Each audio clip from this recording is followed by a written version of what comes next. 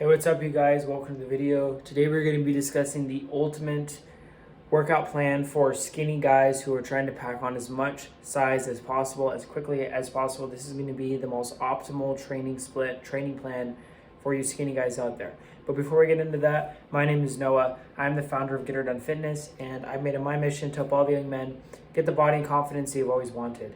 And I'm currently hosting a free video training where I'm showing you guys how to do exactly that. Showing you the exact copy-paste system that I learned and used in the past few years to gain 40 pounds that is going to help you to make the quickest, best, and easiest transformation possible, because I'm showing you guys what actually works. And you can skip all the BS, all the nonsense out there in the fitness industry and just get to what actually works.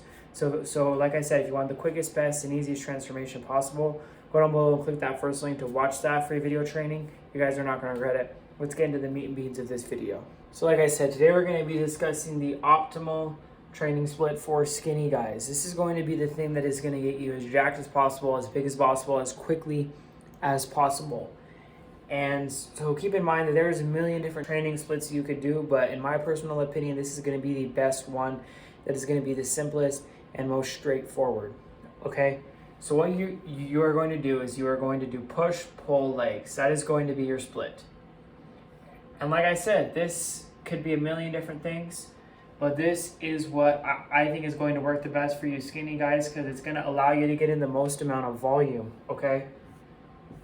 So push, pull, legs. And this is going to be where Monday is going to be your push day, okay? Tuesday is going to be your pull day.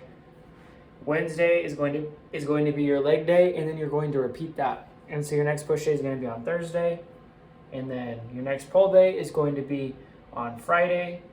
Your next leg day is going to be on Saturday. And then your rest day, your one rest day out of the week, is going to be on Sunday, okay?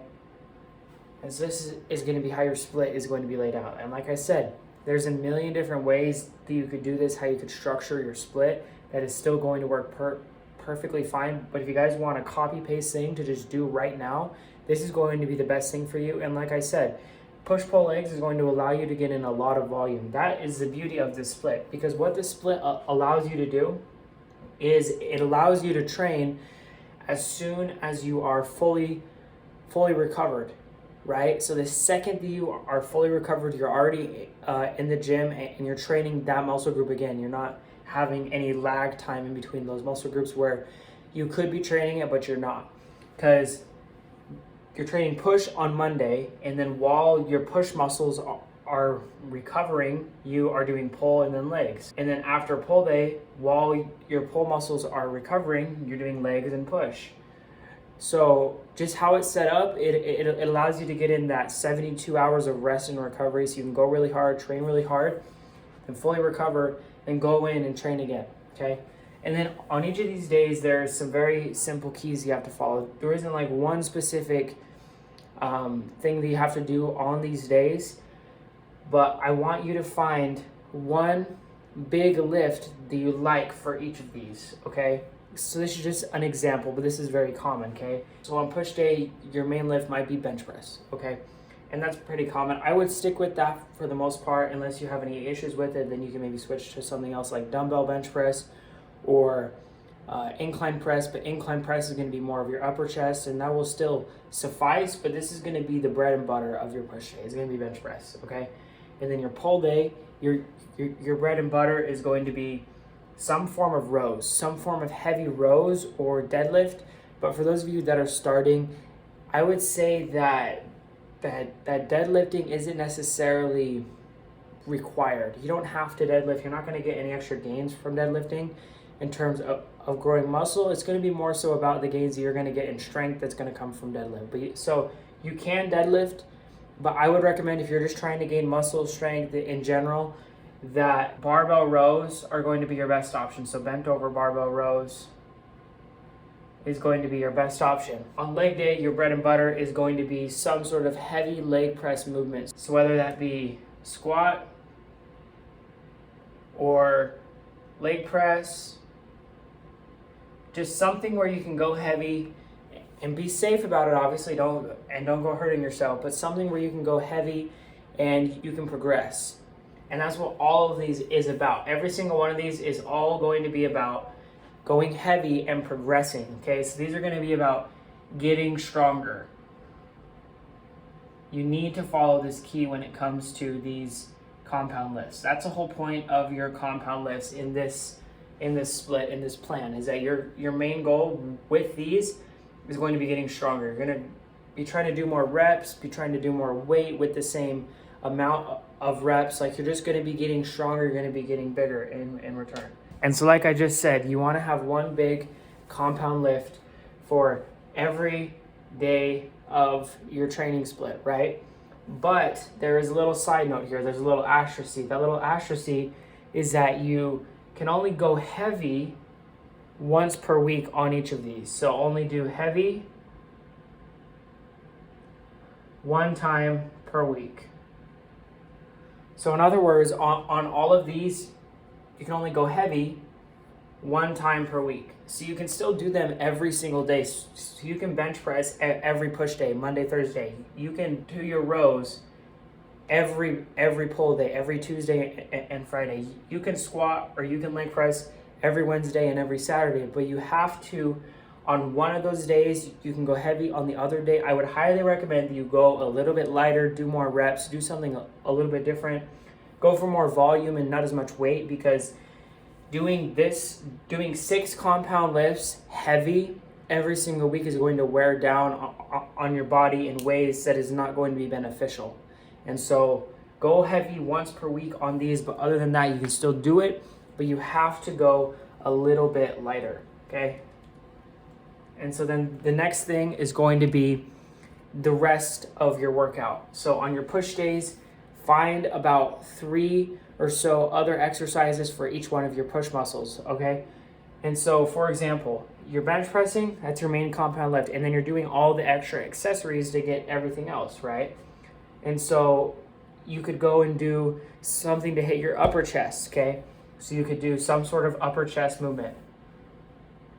Upper chest movement. So that could be anything from the incline press machine to incline bench press to incline dumbbell press to just anything of that nature, okay? You got to hit some upper chest, and then you have to do some lower chest. So some sort of lower chest movement. That could be the decline chest press, that could be decline bench press, that could be dips, that could be a dip machine, that could be assisted dips, that could be upper to lower flies, right? Just anything that is going to hit your lower chest. And then after that, you're going to do something that's going to hit your triceps, because this is your push muscles. And in case I didn't mention it in the beginning, your push muscles are going to be your chest, your shoulders, and your triceps, okay? And so now we've covered all of your chest, okay? And now we're getting into your triceps. So any sort of tricep extension for the short head. So anything that is going to be hitting your short head is going to be something where your arms are against your body and you are doing your tricep extension in that sense. So anything that is, the cable push downs, or like a dip machine, or just something of that sort where you are against your body and you're going like this, basically. Okay, that's all you're doing. And then for the long head, so you want to hit the short head, and then you also want to hit the long head. And so the long head is going to be anything that's overhead where your arms are extended. So this could be where you're laying on a bench and you're doing skull crushers, so your arms are being fully extended up. So you're hitting that long head of your triceps, okay? And then it could also be overhead extensions on cables with a rope or with some sort of attachment. Okay, just anything where your arms are extended over your head is going to be hitting more of the long head. So like I said, got to get that short and that long head. That is going to cover your triceps, okay? And so you're going to find one movement that you really like for all of these. And then the next thing is going to be your shoulders. And shoulders are kind of the black sheep in that in this split, if you train them on your push day and just on your push day, it's going to mean that you are going to not have the same amount of energy for it. Because with this, you have them in the beginning of your workout, and This is just a lot to do in one day. Like your push day, if you do all of your shoulders on push day, you're going to have some really long push days. And not to mention, if you're doing anything else before shoulders, so if you're doing shoulders first, that means that your chest and triceps aren't going to be able to be trained as hard. And then if you do your chest and your triceps first, or like your chest first, that means your triceps and shoulders aren't going to be able to be trained as hard. So for this, I would recommend, even though it is a push muscle, that you spread them out over the days, like the different parts of your shoulders. So the different parts that you still want to find that one movement for that you really like for each one of these is going to be your front shoulders, your rear, or your rear delts is another name for your shoulders, like shoulders or delts or deltoids. It's the same thing, okay?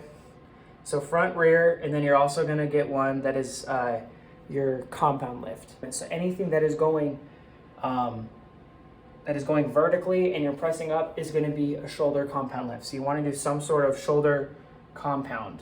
When I train with this split, what I do is I do my shoulder compound lift on my leg day. So I don't really worry too much about the front, because the front is covered in any sort of pressing movement, like your bench press or just anything where you're pressing like this is also heavily hitting your front delts. So what I do is I don't really even consider that one, because you're already training it a lot. If you're doing a lot of this, you're going to be doing a lot of this as a side effect. So I wouldn't worry too much about that.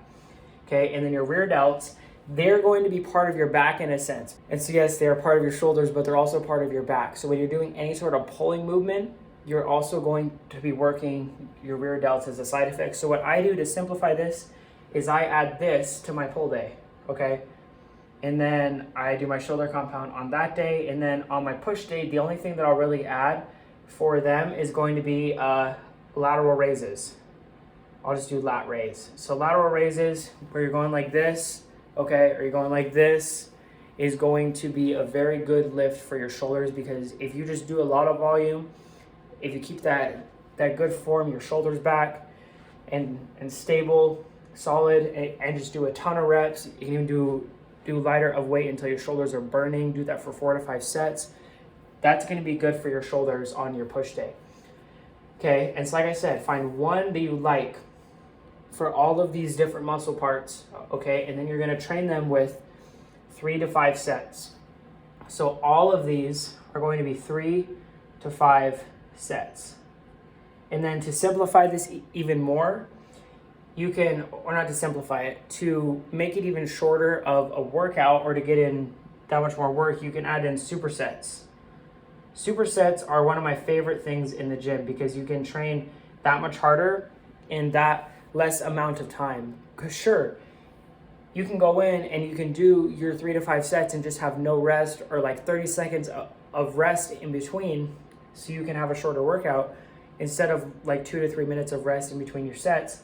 But it's going to make it so you can't train as hard, because you're going to go to do it again and you're just not going to have the same amount of energy. You're not going to be able to do as many reps, therefore not be able to get in as much volume. And so do 3 to 5 sets, but I would highly recommend incorporating some sort of supersets. And so if you want to do, so what I personally do is I'll do some sort of tricep and superset it with my upper chest movement, or I'll superset it with my lower chest movement, or I'll superset my upper chest with my my lat raises, or just something of that sort. Just find some way to incorporate some supersets so you're still getting in all this volume, but you are going to be taking up less time, and so you can just have less time spent in the gym, which for some of you is going to be a plus. Okay, and then that is going to bring us to our pull day.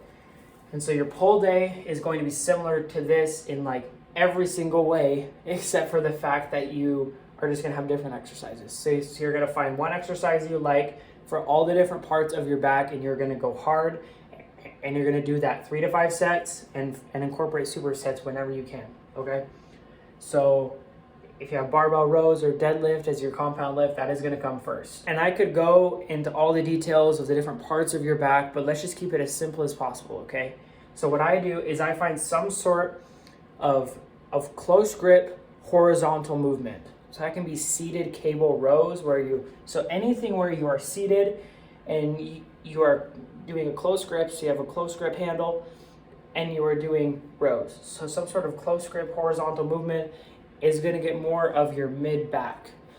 Your mid back, like the middle of your back is what that is going to hit, okay? And then we're going to do some sort of wide grip horizontal movement. So let's just do wide H, some sort of wide grip horizontal movement where you are doing it a little bit wider, but you're also doing it horizontally. So that is going to do like your mid outer back. So your mid outer back, okay? And that's where that's going to hit. And then you're going to do some sort of close grip vertical movement. So we're going to do close V for vertical, okay, up and down. So some sort of close grip vertical movement. So if that's like you're seated at the lat pull down machine and you have a close grip, so a close grip lat pull down where you're getting that kind of movement is going to get more of your mid back just all along it. Like that's going to be a good movement, okay? And then you're going to do some sort of wide grip vertical movement. So if that's like a basic lat pull down, right? Or a pull up, if you can do pull ups, that's another great option. Some sort of wide grip vertical movement. And then you are going to do something that is going to target your lats. So that's right here, your lats. So that could be your cable pullovers where you have the cable and then either a rope or a bar attached when your arms are straight and you're getting those lats in. So let's do lat movement. So some sort of lat movement.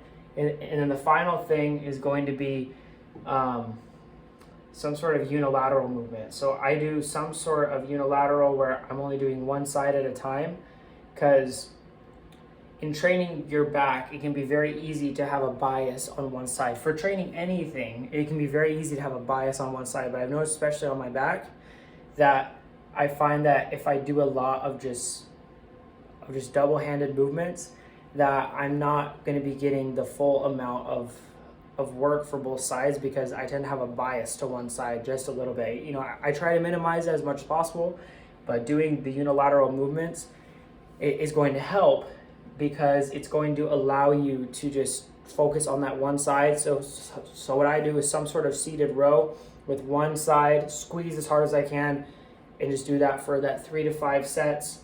And of course incorporate as many supersets as you can. And then your next pull thing is going to be for your biceps, because your pull muscles are going to be your back and your biceps. So your biceps are going to be some sort of curl where it's going to be showing the outside of your bicep, okay? And like I said, I can go super far into depth, but this is the easiest way to explain it, that is as quickly as possible. So your bicep outside. So this is where, because there's a very basic rule with training your biceps, and that's the part that you can see in the mirror is the part that you're training. And so if you're doing some sort of bicep movement where you are going and then in the mirror you can see the outside of your bicep, that is what you're going to be hitting. And so you're going to do some sort of bicep movement, okay, some sort of bicep exercise that is going to really target that outside bicep. So that can be single arm crossbody hammer curls is one of my favorites, or some sort of variation of curl where you are holding it on the inside at this angle so that you can see more of the outside, so you're training more of the outside. And then you're going to do bicep inside. So what this means, so the same thing but then inside. And that's where you're going to be doing the opposite, where your arms are going to be more out so you can see the inside of your bicep while you're training. So you're going to be hitting more of the inside of your bicep. So you're getting the outside, the inside, and then that is going to be good for your biceps. And then you want to do some sort of concentration curl, some sort of bicep unilateral movement. So we'll do bi, uni, so some sort of bicep unilateral movement where you are going in and you are training your biceps but only doing one side at a time, one dumbbell, one cable, whatever it might be. and just going hard on that, so you know that you're not going to be developing any muscular imbalances, exactly like I was saying with doing your back unilateral movement. Of course, like I said, your rear delt flies are also going to be included in your back day. And then the next thing is going to be your legs. So your legs, you're going to do your heavy, your 1 time per week heavy of leg press or squat, and then you're going to hit every other part of your leg. And you're going to find one exercise you really like for all the other parts of your leg.